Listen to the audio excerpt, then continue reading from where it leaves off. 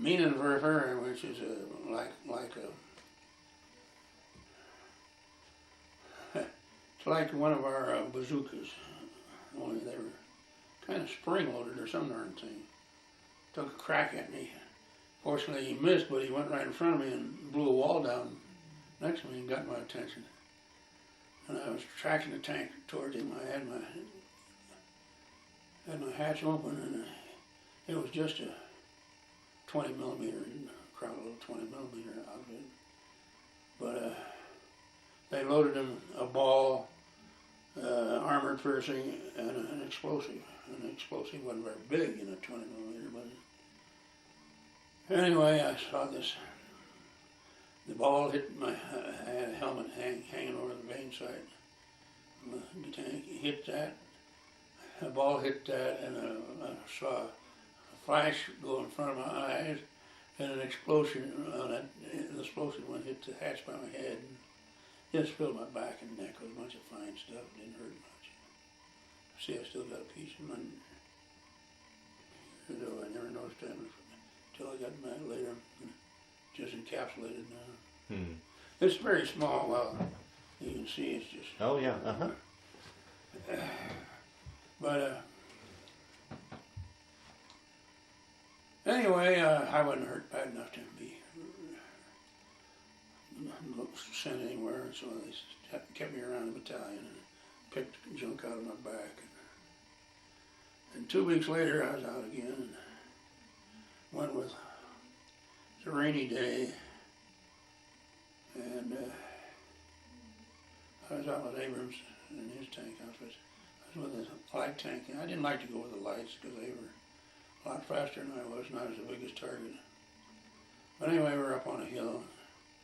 I didn't have sense enough to get underneath it a little more with all these light tanks, and we were getting plinked at by an 88 way out there, and he was way out there, a good mile.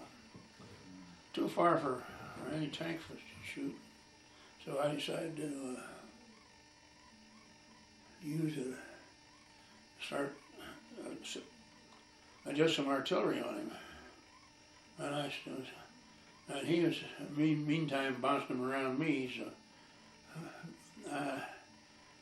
I was an artilleryman, and I always figured the diffusion dispersion rather, he couldn't get me, but I was wrong. And he put one in right under the 75. Guys told me later it went out the rear engine doors. It may still be going for all I know. Huh. Our tanks carried a lot of gasoline, and once they get hit, there's just a big puff of flame. You got a lot of incentive to get out, but I had a busted leg and I couldn't get out. And finally I managed to crawl up to the top and pull myself over with the flames licking around me. You get a lot of incentive.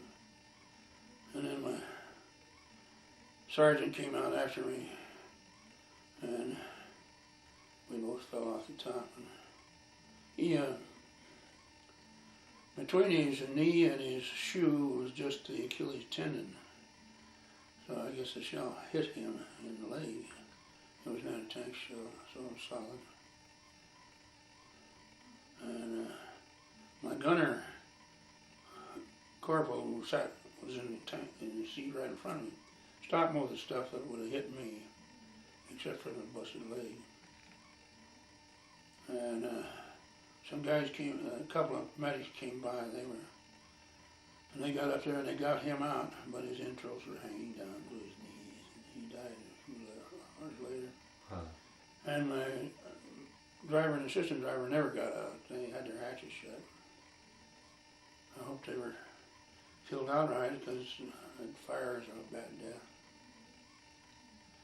But that was my war. Then I was sent back to Nancy for a field hospital, and I was there for, now this was September, and we were running out of gas anyway.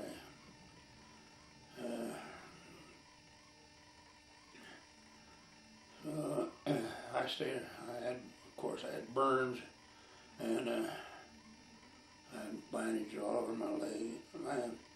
I was lucky that it had been raining, because I had on a field jacket and a a tanker jacket and a raincoat also, and as well as my tank helmet. And so the only thing that was exposed were my face and my hands. And I was burned pretty bad on this hand because I was licking around me, but I got a skin graft after I got back to England. And they shipped me from Nancy in France to England. And I was in England from then until December. So that was my year of the war, really, of the battle. But I still in the Army. I stayed in Fitzsimmons for another year and a half. Wow. I got pretty tired of Army hospitals. So you were evacuated back to the States in December of '44? Mm-hmm. Uh-huh.